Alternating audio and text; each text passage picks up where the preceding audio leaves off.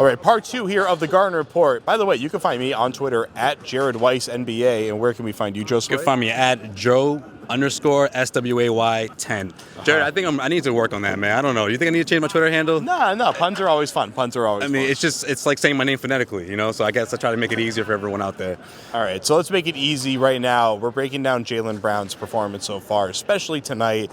What I liked and what I asked him and Brad Stevens about after the game was that they were putting him on the block in the fourth quarter. They put him on the block, and they kept getting defensive 3-second calls because the defender on the weak side was freaked out by the idea of Jaylen Brown on the block. He is so unbelievably smooth and athletic when he's going to the rim, regardless of where he starts from. Now, Stevens and Jaylen both said that he needs to learn timing and positioning and figuring out his spots on the block, but he says that's his bread and butter. I think it's his quick first step, Jared. I think that's what gets him to the rim. I think that's why he's so effective. When he's on the baseline, I feel like he's just comfortable there, and he's able to get to the rim, and whether he converts or not, he's going to get a trip to the free throw line. That's something we saw from Jaylen throughout the summer league, and now we're starting to see it again in the preseason.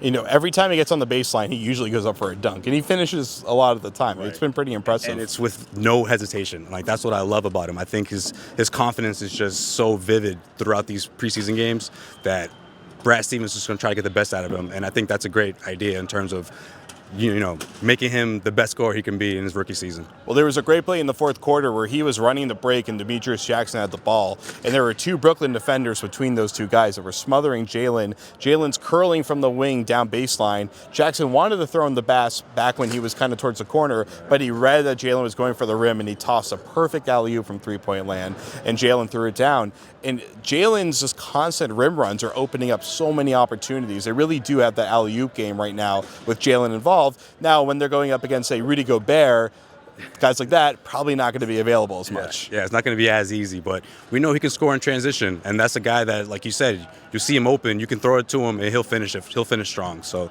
that's always one of the best assets that he has, along with someone like Gerald Green. He's sort of, you know, passes dunking days, but I think Jaylen Brown is someone that's going to keep doing that and keep jumping that fast break for the Celtics throughout the season when he gets his chances. I think Gerald can still throw it down, and that kind of goes back to our question from part 1.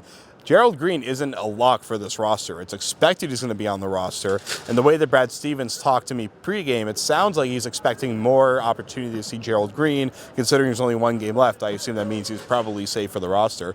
But Green, Mickey, technically Jackson, although it's extremely unlikely after the contract they gave him. There are a lot of guys that could be surprising cuts here if Young and Hunter really do something to show that they're worth keeping around.